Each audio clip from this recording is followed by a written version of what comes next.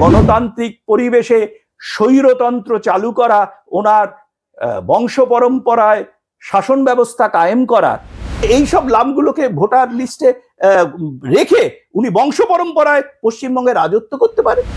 আচ্ছা, নির্বাচন কমিশন কি মমতা ব্যানার্জির মুখাপেক্ষী হয়ে চলবে, না একটা রাজ্যের মুখ্যমন্ত্রীর ক্ষমতা আছে নির্বাচনের কাজে হস্তক্ষেপ করা? স্যার, আপনাকে মাধ্যমে স্বাগত। নমস্কার। স্যার, মুখ্যমন্ত্রী বলছেন এসআইআর এর নামে সুপার এমার্জেন্সি করা হচ্ছে, স্থগিত করা উচিত এসআইআর। দেখো, উনি তো এখন ঠাকুর ঘরে কে আমি কলা খাইনি ধরা পড়ে গেছেন, কাজেই পাগলের প্রলাপ বকছেন। উনি একটি বড় বৈদ্যুতিন চ্যানেলে ওনার একটা বক্তব্য আমি শুনলাম, তো ওনাকে কতগুলো প্রশ্ন করতে পারি, কিন্তু জবাব তো পাবো না, ওনার কোনো আধিকারিকের থেকেও কোনো জবাব পাবো না। রিপ্রাইজ করার জন্য তাদের একটা রিপ্রেসিভ অ্যাক্টিভিটি, পুলিশিং অ্যাক্টিভিটি ছাড়া তো এই গভর্নমেন্টের আর কিছু করার নেই। উনি বলেছেন যে T N Seshan for the people, not for the government, election commission কাজ করেন। তা আজকে যদি ইলেকশন কমিশন বলে থাকে যে বেছে বেছে তৃণমূলের লোকেদের বাদ দাও, তৃণমূলের সমর্থকদের বাদ দাও, বা অমুক দলের সমর্থকদের ঢোকাও, তাহলে এ কথা বলা যেত, কিন্তু তা তো বলেনি। উনি যেটা বলতে চাইছেন, জেনুইন ভোটার, প্রথম দিন এসআইআর শুরু হওয়ার কয়েক ঘন্টা আগে নির্বাচন কমিশনের প্রধান গণেশ কুমারজি যেটা প্রেস কনফারেন্সে বলেছিলেন, একজন জেনুইন ভোটার বাদ যাবে না। উনি যেটা করছেন, উনি জেনুইন ভোটারদের কথা বলছেন না, উনি জেনুইন ভোটার হিসেবে ওনার অনুপ্রবেশকারী রোহিঙ্গা এবং বাংলাদেশিদের কথা বলছেন। আর উনি তো কখনো সত্যি কথা বলেননি, আগেও বলেননি, এখনো বলেননি। তো যেটা বলার উনি জবাব দিন তো। গুলশন কলোনিতে প্রায় 2 লক্ষের ওপর মানুষ আছে, কিন্তু ভোটার ফর্ম 4000ও নেই। কেন?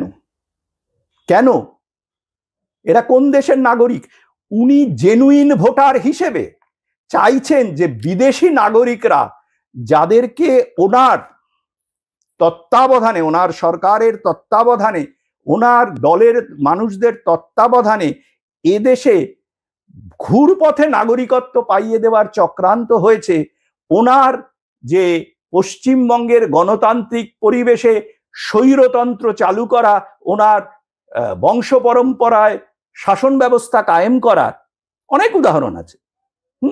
উনি সেইটাকে সমর্থন করছেন, যার অন্তর্নিহিত অর্থ হচ্ছে যে আমাদের যে দেশ আজকে দারুল হার্ব, সেটাকে দারুল ইসলামে পরিণত করার জন্য এই বাংলাদেশ এবং রোহিঙ্গা অনুপ্রবেশকারীদের বাংলাদেশ করিডোর ব্যবহার করে এসে এখানে এই বসতি স্থাপন করতে দেওয়া হয়েছে। গুলশন কলোনিতে এই লোকগুলো কোথা থেকে এসছে, ওনাকে জবাব দিতে হবে। তা না হলে উনি রিজাইন করুন, ওনার সে সততা নেই। উনি দেহত্যাগ করবেন কিন্তু পদত্যাগ করবেন না, উনি ইলেকশনে হারলেও করবেন না। আমি জানি না ইলেকশনে কি হবে, আমি তো ইলেকশনের অংশ নই, বলতে পারবো না, কিন্তু একথা আমি আজকে পরিষ্কার বলে দিচ্ছি।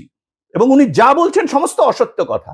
এবং বিহারের কথা উনি বলছেন, বিহারে তো প্রচুর ভোটার, মৃত ভোটার, অন্যত্র চলে যাওয়া ভোটার, তাদের নাম বাদ গেছে এবং তারা আলটিমেটলি আসতেও পারেনি। তা উনি তাদের জন্য মিথ্যাচার করেছিলেন যে ক্ষমা চেয়েছেন। ওনার বন্ধু তেজস্বী যাদব, লাল্লু যাদবের ছেলে, সে একবারও ক্ষমা চেয়েছে তার জন্য? এরা কখনো ক্ষমা চান না, কারণ ওরা জেনে শুনে অসত্য আচরণ করেন। ওনার একমাত্র উদ্দেশ্য হচ্ছে এসআইআরটাকে ভণ্ডুল করে দেওয়া। উনি আপনার চেষ্টা করেছেন, কোর্ট মারফত স্থগিত করে দিতে বলছেন। কেন? উনি ঠিক করবেন। উনি কে? উনি যখন হু আর ইউ বলেছেন, আমি ওই একই যুক্তিতে বলি, হু আর ইউ? এসআইআর কে বন্ধ করার আপনি কে? 13 বার এসআইআর হয়েছিল। আপনার যে পেরেন্ট দল, যে দল আপনাকে প্রথম রাজনৈতিক প্রতিষ্ঠা দিয়েছে, সেই দলের সময়ই বেশিরভাগ সময় এসআইআর হয়েছিল। কই 2002 সালে যখন এসআইআর হয় তখন পশ্চিমবঙ্গে বামফ্রন্টের শাসন ছিল, কয়েক মাসের মধ্যে সেটা হয়েছিল। কেন হবে না? আর এখন তো আরো উন্নত ব্যবস্থা হয়েছে। এখন যেগুলো ধরা পড়ছে আপনার পার্টি অফিস থেকেও তো দেওয়া হচ্ছে, আপনার পার্টির লোকেরা তো বিএলও হয়েছে, আপনার যে প্রশাসন তারা ঠিক করেছে বিএলও কে হবে। নির্বাচন কমিশন যে ননটা ঠিক করে দিচ্ছে, সেটাই তো মানে নির্বাচন কমিশনের কথা অনুযায়ী বিএলওরা কাজ করবে। আপনার আপত্তিটা কেন? আপত্তিটা একটাই কারণে যে আপনি বিদেশি নাগরিকদের দ্বারা ভোটে জিতে ভারতবর্ষ এবং পশ্চিমবঙ্গের মানুষদের রিসোর্সকে ব্যক্তিগত, পরিবারগত এবং দলগত স্বার্থে ব্যবহার করতে চাইছেন। এবং পশ্চিমবঙ্গে এর জন্য সবচেয়ে বেশি ক্ষতি হচ্ছে কার? পশ্চিমবঙ্গের মানুষ আজকে বুঝতে পারছে, ইসলামী জনগণ আজকে বুঝতে পারছে, ভারতবর্ষের যারা জাতীয়তাবাদী, যাদের বংশ পরম্পরায় ধরে তারা ভারতবর্ষে আছেন, 2002 সালেও তারা তাদের ফ্যামিলি বা ঠাকুরদারা ভোটার ছিলেন, আজকেও তারা ভোটার আছেন, তাদের তো এসআইআর এ কোনো অসুবিধা হচ্ছে না, সেখান থেকে তো কোনো আপত্তি উঠছে না। উনি কি ইসলামের ঠেকা নিয়েছেন? না, উনি জেহাদি ইসলাম, যেটা বাংলাদেশ থেকে এবং বাংলাদেশকে করিডোর হিসেবে ব্যবহার করে রোহিঙ্গারা এসছে, তাদেরকে ভোটার করার নামে ভারতবর্ষের রিসোর্স, বিশেষ করে ইসলামী মানুষদের রিসোর্স, সেগুলোকে ভাগ করতে চাইছেন। এই গুলশান কলোনিতে তো ভোটার আছে 4000-এরও কম। এতগুলো লোক কোথায় ছিল? উনি কেন জবাব দেবেন না? কেন বিদেশিরা এখানে এসেছিল? উনি কি বলেন? উনি তাদেরকে আটকানোর জন্য এসআইআর বন্ধ করতে চাইছেন, যাতে এই সব লামগুলোকে ভোটার লিস্টে রেখে উনি বংশ পরম্পরায় পশ্চিমবঙ্গে রাজত্ব করতে পারে। উনি বলছেন এত শর্ট টাইমে এসআইআর হতে পারে না। কেন? এর আগের বারে তো আড়াই মাসের মতো সময়ে এসআইআর হয়েছিল 2002 সালে। এখন তো অনেক উন্নত ব্যবস্থা। আর উনি বলছেন ফেব্রুয়ারিতে অ্যানাউন্সমেন্ট হচ্ছে, ওনার ভয়টা অন্য জায়গায়, সেটাও বলে দিচ্ছি। উনি জানেন যে এসআইআর কে উনি পদে পদে বাধা দেবেন এবং এটাকে ডিলে করাবেন, এবং উনি এও বুঝে গেছেন যে মে মাসের 5 বছরের নির্দিষ্ট সময়ের পরে উনি কিন্তু মুখ্যমন্ত্রী আইনত থাকতে পারবেন না। তার জন্য কোনো 356 বা অন্য কিছু অ্যাপ্লাই করারও দরকার নেই। সেই জন্য ওনার ওই দিকেও একটা তড়িঘড়ি একটা কিছু করার দরকার আছে। নাহলে তো মুখ্যমন্ত্রী উনি না থাকলে তো উনি কোনোদিনই ভোটে, ওনার দল তো 50ও বেরোতে পারবে না। আজকে পশ্চিমবঙ্গের মানুষের যে অবস্থা, আমি বিরোধী কোনো বিশেষ দলের কথা বলছি না, পশ্চিমবঙ্গের মানুষ এতটাই শাসক দলের ওপরে বিরূপ, হিন্দু মুসলমান খ্রিস্টান নির্বিশেষে, যে তারা কিন্তু ওনাকে বা ওনার ফ্যামিলিকে আর ফেরত আনবে না। এইটা উনি বুঝে গেছেন বলেই এইরকম তাড়াহুড়ো করতে চাইছেন, এবং তাড়াহুড়ো করতে গিয়ে এইসব অযথা পাগলামো, নিজের যে এই অস্থিরতার প্রকাশ করছেন। উনি বলছেন যে গায়ের জোরে করা হচ্ছে এটা। তো উনি গায়ের জোরে শাসন করছেন, তো উনি গায়ের জোরে পশ্চিমবঙ্গের কর্মচারীদের দিয়ে আটকে রেখেছেন। উনি গায়ের জোরে কাউকে কাউকে লক্ষ্মীর ভাতা থেকে ধরে লক্ষ্মীর ভান্ডার, অমুক তমুক ভান্ডাররা চালাচ্ছেন। কেন? এটা কি ওনার পিতৃদত্ত অধিকার? উনি আনপ্রোডাক্টিভ লাক্সারিতে টাকা খরচা করছেন। উনি সেই শাহজাহানের সময় থেকে উনি যে ব্যবস্থাটা হয়েছিল তার যে ইকোনমিক সিস্টেমে, সেইটাকে ফিরিয়ে আনছেন, যে আধিকারিকরা কাজ করবে 1 বছর, মাইনে পাবে 10 মাসের। সেটাই এখন ঘুরিয়ে ফিরিয়ে এই চলছে। উনি বলছেন যে নির্বাচন কমিশন নাকি সব ফর্ম দেয়নি। আচ্ছা, নির্বাচন কমিশন কি মমতা ব্যানার্জির মুখাপেক্ষী হয়ে চলবে? না একটা রাজ্যের মুখ্যমন্ত্রীর ক্ষমতা আছে নির্বাচনের কাজে হস্তক্ষেপ করা। নির্বাচন কমিশন যেমন যেমন ফর্ম পাচ্ছে সেরকম দিচ্ছে। আমার বাড়িতে 2টো এসছে, আজকে শুনলাম যে আগামীকাল আরো 2টো আসবে। যখন নির্বাচন কমিশন এবং একসঙ্গে যদি 10 কোটি দেয়, তাহলে তো উনি পার্টি অফিসে সেগুলো নিয়ে গায়েব করবেন। উনি যদি বলে থাকেন যে কোনো একটা বিশেষ দল, হ্যাঁ, তাদের অফিসে গায়েব করেছে, উনি যে গায়েব করছেন না, মুখ্যমন্ত্রী হিসেবে ওনার পাওয়ার যে ইউজার্ভ করছেন না, সেটার প্রমাণ উনি দিন।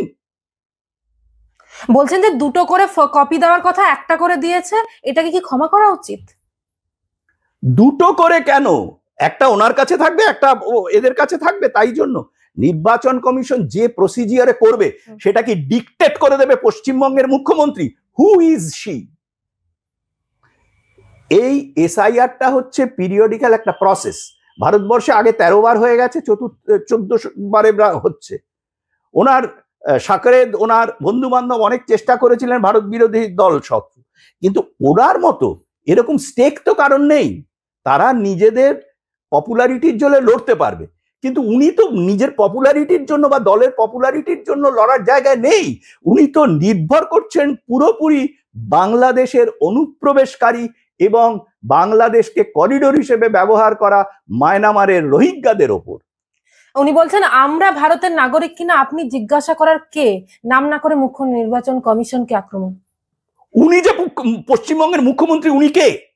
উনি তো কখনো বলেন না পশ্চিমবঙ্গের মুখ্যমন্ত্রী, উনি বাংলার মানুষের কথা বলেন। ওনার তো মনের মধ্যে আছে দারুল হার্বকে দারুল ইসলামে পরিণত করবে, করে গ্রেটার বাংলা তৈরি করবে, পাকিস্তান আছে বাংলা স্থান হবে, এটাই তো ওনার। উনি কে? নির্বাচন কমিশন ঠিক করবে না যে কে দেশের নাগরিক কে নয়? নির্বাচন কমিশনই তো এটা ঠিক করবে। দেশের নাগরিক হওয়ার নিয়ম আছে কিছু, সেই নিয়মগুলো মমতা ব্যানার্জি ঠিক করে দেবে না, বা তৃণমূল দলকে জিজ্ঞেস করে ঠিক করবে না, সে আইন এবং সংবিধান অনুযায়ী হবে। উনি তো কথায় কথায় ডিএর জন্য উনি হাজার হাজার কোটি টাকা নষ্ট করতে পারেন, উনি যান না কোর্টে, যান না কোর্টে গিয়ে বলুন নির্বাচন কমিশনের কথা এটা চলবে না, আমি আর আমার ভাইপো মিলে ঠিক করব, করুন, গিয়ে মামলা করুন। কেন অসমে এসআইআর হচ্ছে না? অসমে এসআইআর না হওয়ার কারণটা আলাদা। সেইখানে একটা কেস আছে যেটা সুপ্রিম কোর্টে দাঁড়িয়ে আছে, শুধু অসমে নয়। দেখো এগুলো তো মিথ্যাচারিতা। 12টা জায়গায় এসআইআর হচ্ছে, এর আগে একমাত্র বিহারে হয়েছিল। আমাদের 28টা স্টেট এবং ইউনিয়ন টেরিটরি মিলিয়ে একটার পর একটা আস্তে আস্তে হবে। ওনার কথা ওনার মুশকিল হয়ে গেছে কি, উনি এখন সম্রাজ্ঞী ভাবছেন নিজেকে। সম্রাট বা সম্রাজ্ঞী যেরকম অর্ডার দেন, তিনি যা বলবেন তাই করতে হবে। হ্যাঁ, এইটাই উনি মনে করছেন সারা দুনিয়াকে। ওনার যে মানসিক স্থৈর্য সেটা নষ্ট হয়ে গেছে, একদম নষ্ট হয়ে গেছে। Goa's transformation is more than just development. It's about progress and a brighter future for all. Bridges that unite aspirations, highways that bring communities closer, world-class airports welcoming opportunities. From modern infrastructure to seamless connectivity, Goa is on the fast track to grow. Under the decisive leadership of Prime Minister Narendra Modi and Chief Minister Dr. Pramod Sawant, the double-engine Sarkar is driving Goa towards Vikasit Bharat 2047, a future of prosperity, innovation and limitless possibilities.